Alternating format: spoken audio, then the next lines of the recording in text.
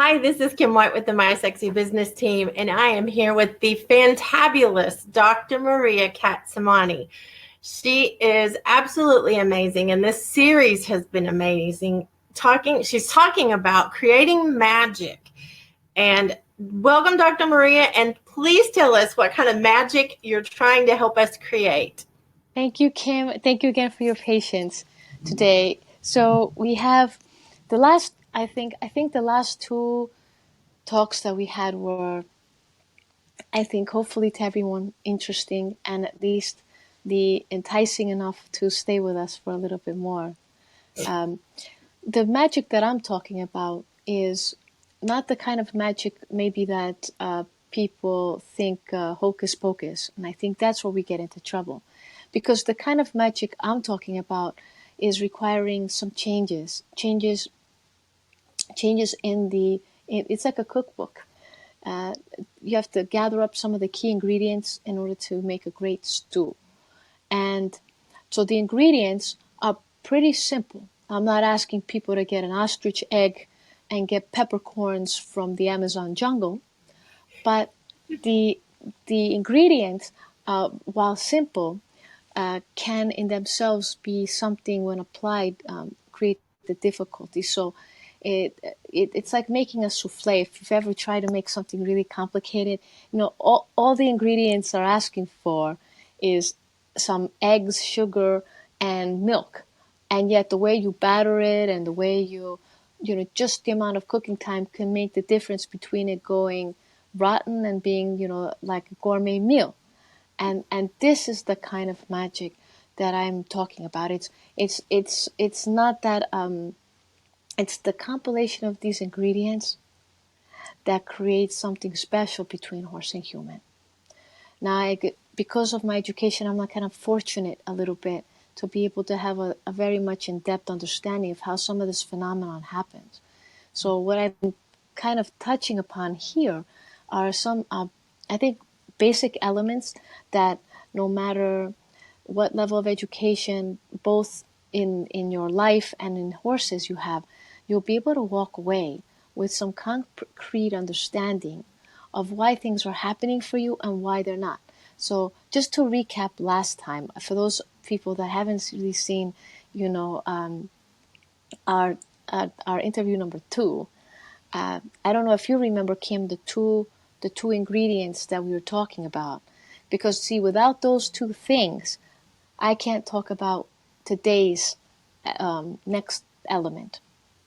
I do And remember you did such a good job. you remembered, and then I have a story to read to you. A Oh, story, good. yes. And so people were pulling me aside this week and calling me, and they had seen interview two, and they had actually remembered those two things.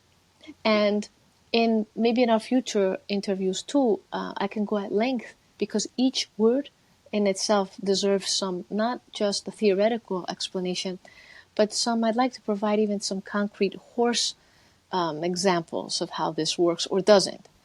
And I know some of the viewership for this is not only horse people, so I try not to, go into a tangent about that. But when you start going into the examples with horses around this, then you can pretty much not only identify the pitfalls within yourself, but you also see others in the arena that you're working with, and you be able to spot what might be going on. So a little bit of troubleshooting.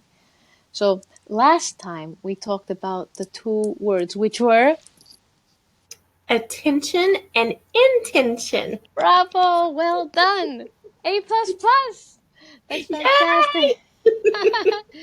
Well done, Kim. Well done. That's right. Attention and intention. And the thing from last week, I think that people should really walk away from is that you can't have intention without attention. Mhm. It's kind of the prerequisite in a college course. You need to have basic biology before you do complicated anatomy and slicing open frogs or things like that. So this is a very big prerequisite, because what we talk about today has to build on the idea that you have to be mindful. And without that mindfulness and that presence, your intention, because the way I see it, is kind of evaporates into air. That's a good And analogy, though. which one? Which one, Kim? Just that if you don't have both, it's not going to work. It's going to just, you know, vaporize. Yes, vaporize. And that's why sometimes people struggle and they say to me, Maria, I really want this with my horse and I am really willing this, and they're always resorting to some mechanical ways. And when I look on the outside into that relationship, what I see is not one being. I see two entities struggling, and the one entity, the horse, is there. They're very present. The human oftentimes is not. And when I say they're not because they're worrying about their bills, they're worrying about the fight they had. They're coming to the horse with all these needs. They're coming to the horse needing to escape, and they're really not present oftentimes. Or if they are, there's a type of presence called concentrated presence, which is not necessarily mindfulness. I see it as a form of pushing, where you're so intense about something that you're almost willing it, you're pushing it, you know. And so what we're talking about is cultivating like a soft intention around something. A soft intention, but you can't have that soft intention without committing to being there for whatever the length of time is. That's why sometimes for me it's better to keep it short. Like, be aware of yourself. If all you can do is 15 minutes, then that was a good 15 minutes together versus an hour where we only spend 15 minutes together and then another 40 minutes frustrated with each other. That's a really good point. Mm-hmm. Like, I think sometimes we come with expectations of, like you said, an hour, and we want the whole entire hour to be that magic, but we force it. Mm-hmm. So it's not quality, then it becomes just about quantity. Yeah. So really insisting on the quality. So without those, so for the people that don't know what we're talking about, they probably should watch interview number 2, and some of this will make sense. But before I delve into this one, let me read you a story, Kim. Okay. Okay, You know, princesses, we love stories. I love this story.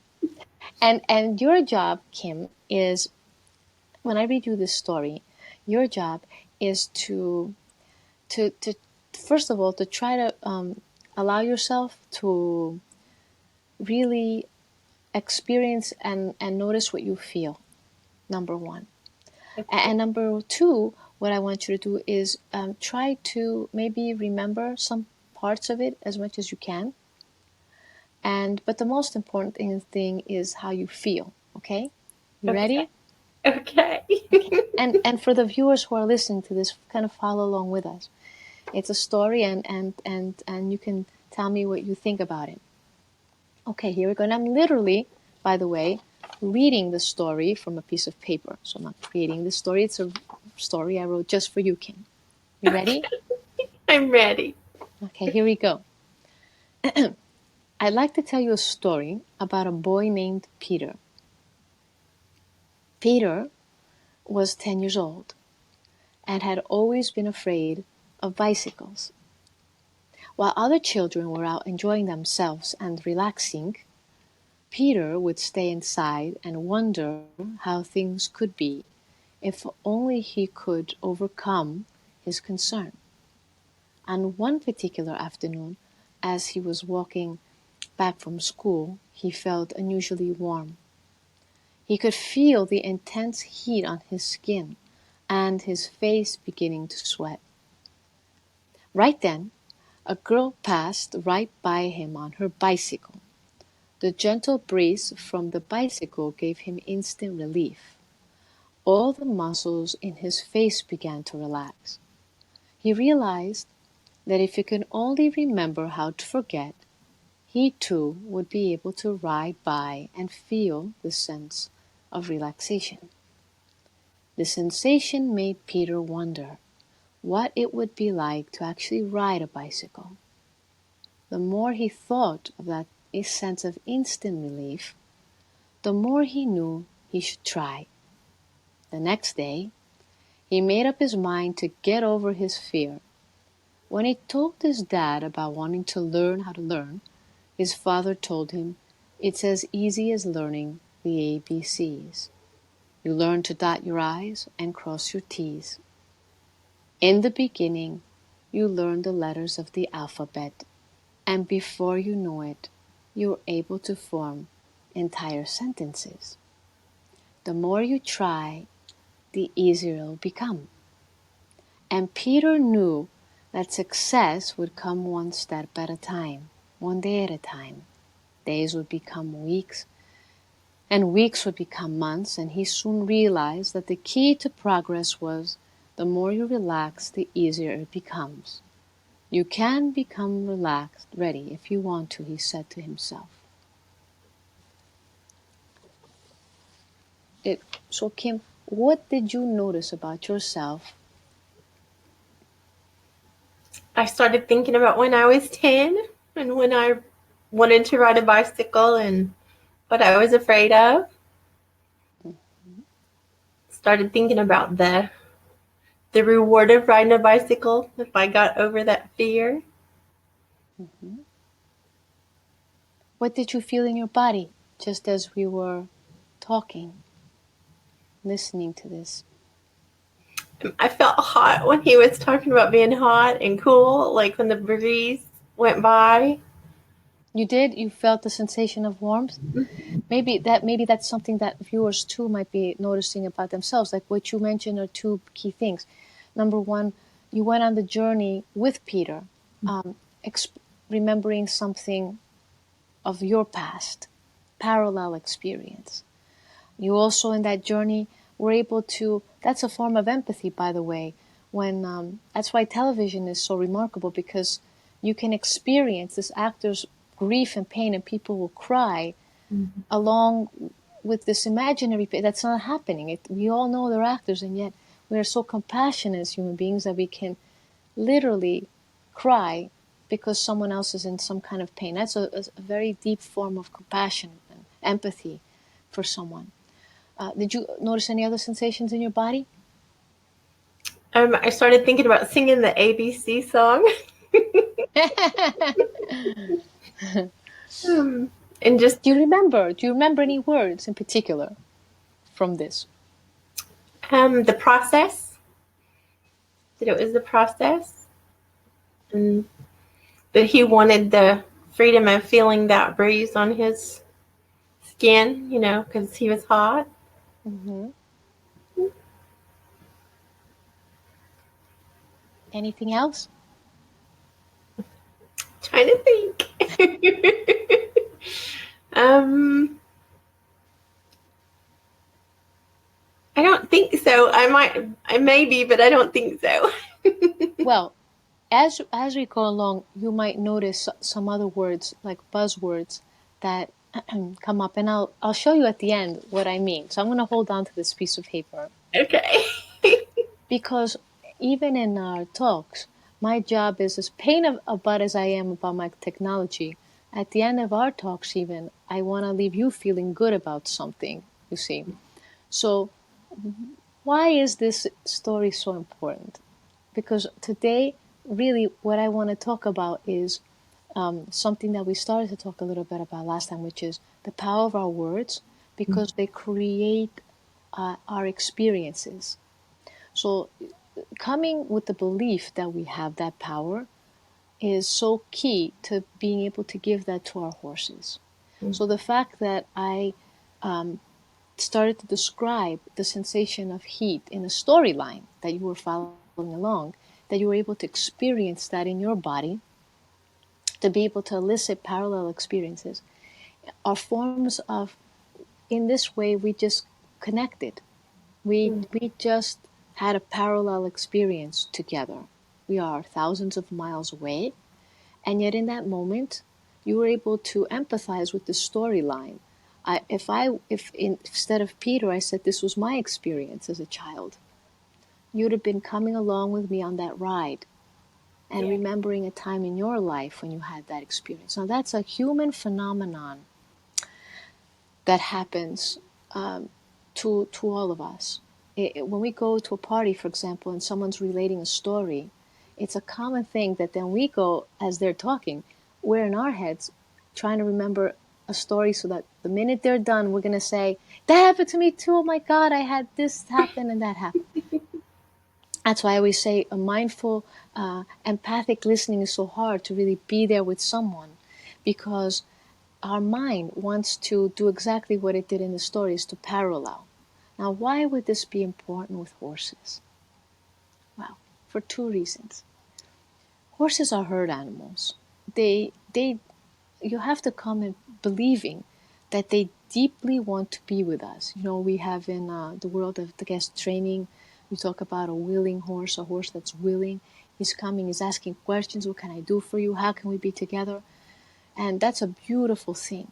Sometimes a horse is not coming with that question. He's not coming with that question because humans may have shut him down. He might have been a youngster asking questions and he got slapped and pushed aside because he wasn't obedient. Mm. And so horses can shut down and no longer ask the questions. So what we do in this is a one way of connecting to something and starting to create magic. Is that's why in my head I create a storyline for that horse. If he like me was he was a young foal. I was a young kid. We have parallel experiences, Mm. you know. Um, Today I had to take a young filly out of a field. She's turned out 24/7. She was crying for her friend. She didn't want to come, you know. And so this is a story of a young girl named Penny who really loved spending time with her friends. And every time she, you see what I'm, do you see what I mean, Kim? Mm-hmm. And I've had that experience in my life when I'd rather have been with my friends. And so in that moment, I can empathize with her very, very deeply. But I Yeah. can also start giving her in the storyline some some suggestions of what might be a solution to her angst. Mm. So I have an agenda, which is that she needs to be with me because we have some things she needs to learn together. Her agenda is to stay with friends. Well, how can we meet in the middle? My language, both internally and what I think of her, is going to influence how we're going to move forward. And without too much of a struggle, I can get her perhaps to experience being with me in a very different way. So let me show you this piece of paper. Can you see that right there? Yes, Do you see the words in bold? I can see them. I just can't read them. Okay, so here are some of the words that I put in bold for you, Kim. Things like enjoying, relaxing, overcome, wondering how things could be, relief, get over the fear, sensations, the key to progress, relaxed, try, learn. See, the subconscious mind, it we don't need to get complicated. The subconscious mind is that of a third grader. So we can keep it very simple for the horse too. Things like, what do I want from that horse who just got separated from her friend? I want her to relax. Mm. I want her to be open to learn. I want her to wonder how things could be. That's what I want from her. Yeah. So I'm going to start, first of all, I'm going to connect to her storyline, which is I can deeply understand how it feels. I remember when I was that age and I didn't want to be left and I didn't know what was going to happen. Or if I did know what was going to happen, I didn't trust that those people were going to have something in that environment that was going to be enticing enough for me, Yes. right? So the language that I, even internally, that I'm coming to her, look, princess, I want you to learn. look, I want us to try something. I want you to be open to this. And the more relaxed you are, the more you can absorb this information, and then you'll be done. So the next part of it is I have to believe that that sensation she will experience in her body. Now, here's the thing. If you experienced the heat in your body and you felt it, horses can too. You may not speak English, but we have the universal language of energy. And there's been numerous studies, many of them done from Institute of Noetic Sciences, where they actually used heart rate variability, heart rate monitors, and temperature to look at changes in horses concurrent with states of emotion that correspond with things like fear, relaxation. And so we know that they do parallel us. So if you're in a storyline and you have experienced the heat, know that if you have that in your mind and you're in that, so present to that storyline, you're so absorbed in it, that they will experience that too. So you Mm. can literally, just by creating a storyline, anchoring words even in your head, relaxation, to start to feel it in your body, you might be able to give that to them. So there was one of really so many studies that have been done, Kim, to show people that that exists. So Wow. there's a ton of studies, and I can go on, and the some of them are really, really well done and replicated, not only controlled trials, but randomized controlled trials, double-blind randomized controlled trials, looking at some of these things, like, for example, the belief that we have, and then the effects on our mood, on different states in our body. One of the studies I find very interesting because I'm a chocolate lover, so I love chocolate. And the study was done, the way they did it was brilliant, and it was then replicated by a Japanese researcher, and it was done by a Canadian university. And for anybody who's interested in those things, they can always write to me and I can send them to me, because for some people, what I've realized in my lifetime is that having that information helps them get into that state of belief Mhm. too. So one of the things they did is they took a ton of chocolate and they took a group of people and they controlled them by age and gender, and also they controlled the group, they split it up, meaning so that it's equal in age, about equal in gender, and about equal in chocolate consumption at baseline. So, Mm. and they had four groups: a chocolate that was quote unquote blessed by a shaman, a chocolate that was blessed by a computerized, like a scripted automated thing that goes, this chocolate is blessed, and it was a script around wellness and everything. The third chocolate was blessed by some monastic order, and then the fourth chocolate was not blessed at all. So they took these chocolates and they randomly gave it to these groups that were controlled for age, gender, and consumption, and told these people, the chocolate you're about to eat is blessed by a shaman. Now your chocolate has been blessed by a monastic order, and your chocolate is just regular chocolate. It's not been blessed. And what they took was a series of not only personality measures, but also what they call subjective outcome measures, which they tested things like depression and anxiety before and then during the course of this 2-week chocolate consumption period. And what do you think happened? They probably liked the one that was blessed. Yes, even when it was computerized, the computerized blessed chocolate, even that did better than ones that people knew off the bat that that chocolate was not blessed. So there's something about we when we believe in our own words, when we create a currency around something, when we ascribe that blessing to it. Mm. And people believe also that when you believe it. Wow. And your horse will believe that about whatever you're presenting to them. They did another study where this time they did this with tea, blessing different, like an oblong tea. But this time they asked people to guess if their tea was blessed or not. So they didn't tell them that. And what came out of that is that if people believed their tea was blessed, even if it wasn't, they did markedly better in these subjective measures. So their depression improved, or the anxiety for those 2 weeks improved.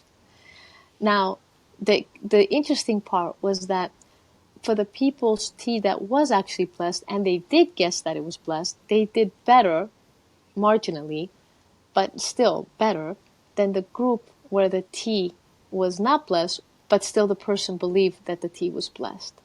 Oh, And wow. yes, so one of these, and these tests have been replicated. The key point here is this, that our words can create a feeling, and this feeling creates a certain path and eventually leads to it becoming almost our destiny. Our destiny can be a short destiny, the course of a ride. We can create the destiny of a beautiful ride by coming and already believing that we can elicit this state with our horse, Wow. and uh, that if we believe we're gonna have a beautiful, light, engaging dance, that's right there a quarter of the equation. Wow. They've done studies with plants. They've done studies with water molecules, looking at all these things. And I think that energetically, people that also value themselves as someone that can create blessings. Your intention, that's why intention and attention. Part of in studying, one of the studies I was part of earlier in my training was looking at different Zen monks, shamans around the world. What is it that they had that created currency in their touch, in their word, what we call blessing? Why did they have blessing currency? And say we didn't have that. And so one of the things that I learned over the course of these years, and especially in horses, and looking at gray horsemen over the years, and having befriended and staying close to people that both in and out of horses that had that currency. I've been fortunate in that way because a lot of people I've been actually able to study them. So, and one of the main two things that they absolutely have, and that increases their currency, blessing currency, is their ability to attend very deeply in what they're doing. So whether it's focusing on someone's knee pain and they're energetically thinking about the wellness of that joint, but their intention is so deep and profound and focused. So that's why I say, without those things, believing all you want, so these are layers, this the pyramid, the foundation, and we build on. But knowing, for example, that blessing currency is within us. We have that ability. So we could be the shaman blessing that ride and willing it to be well. Because sometimes we do look at external, I think, forces to create that. I think the communion that we have with horses is a very special invitation to bring in our personal, I think, angels, Holy Spirit, whatever you want to call it. I believe it's meant to connect us to that entity within us and outside of us. So this is why it's so important to me in talking about magic, because magic is essential in allowing the dignity of the animal to be preserved. It's Yeah. very important that in our everyday relations with them, that we continue to maintain dignity. And what do I mean by this? People are married that are watching this, they have relationships, and it's very easy and very quickly things can deteriorate, as they say when you live with someone, for example. Very quickly. Things can very quickly deteriorate because the everyday grind just like the everyday ride, and we commiserate, come to the barn, and it's, very quickly things could get into a rut. Mm-hmm. And slowly and insidiously, there's an erosion of dignity that comes in. Though the fight is to preserve that dignity, to preserve it. And one of the ways I believe the royal road to preserving the dignity is to cultivate in ourselves always being a better person, finding ways to connect and be compassionate for their worries or traumas. So that filly that was crying and she's lost without a friend, instead of getting angry and impatient, joining up and really remembering a time when you felt that way. Mm-hmm. And then, in a very small way, like you were telling a kid a story, start telling her the story of another little filly who also was missing a friend, but she was able to overcome it, and she was able to enjoy and over to be open to wondering how things could be. And just watch what changes. But part of that is you're joining and kind of commiserating with her, and that is an ultimate form of compassion that you then connect with her. I hate to tell you this, but we're running out of time. Do you have something that we can practice this from this to get better? I know last week it was watching our speech, Mm-hmm. hearing what we were really saying. Mm-hmm. Yes.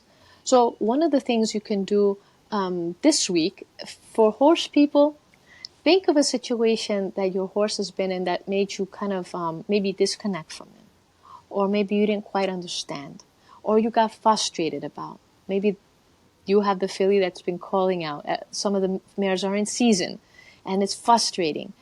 Have you ever felt like that before?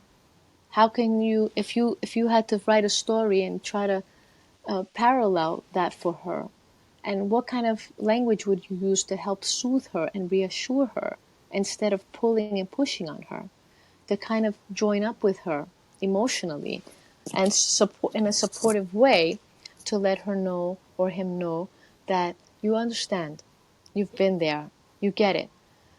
Maybe for those that don't have horses and are in a friendship or relationship, and someone comes to you with some issue, a problem, frustration, what can you do instead of starting to give them advice? What can you do about, even in say summarizing what they just told you? How can you embed words that are empowering? Things like, this is a difficult time. I can see that you're in a lot of fear. I'm just wondering when, at what point maybe that you'll start to see the opportunities for learning here. I'm not sure when it's going to be. And instead of rushing in to maybe solve the problem or tell them what to do, just kind of holding space with that person and say, I was just thinking back to a story that something similar that happened.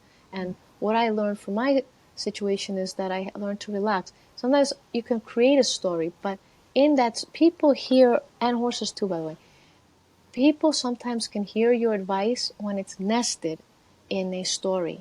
Yes. And so in a story, you can embed words that will help. You can't convince the mind, but sometimes you can help get the body to relax. So in the case of the story, if you are a very anxious person, Kim, maybe just by sitting back and listening to this, and because they're words suggesting relaxation and openness, you might, without me ever having to tell you, okay, now, Kim, I'm going to read you the story, but I need you to be relaxed. And I need you to be open to what I'm about to tell you now. You hear? Which That, just automatically tenses you up. yes. So be creative, and be creative with your horse. Like, instead of, no, stop it, or trying to get him to relax by working them all the time. What can you do, even in your presence, to create that which you want without working too hard? So for the people who don't have the horse, what can you do, and when you're engaging with another human being, to stay away from being directive, and maybe nesting some of your suggestions in a story? It's very, very good. And I love that there's two phrases that I love about what you said. and I kind of put them together in my princess mind of that you're holding space, and that the story actually helps you reframe. Like, it helps you reframe what it is, those feelings and things, because you are identifying with them. Yes. So I think that's pretty amazing stuff. And I always hate when we have to end, because I think we could talk for probably 12 hours without stopping. Yeah. But we have to end. We're a little bit over time now. So thank you, Dr. Maria, and thank you, everyone who's watching, because this is creating magic. It's creating magic in not only horse and human relationships, but I believe it's also impacting a lot of just human relationships, human to human, because this is a wisdom that comes from understanding some of the scientific things and the application things and marrying them all together into that creating magic. So thank you for doing this interview, and we will be back next week with another interview. Thank you, Kim. Thank you.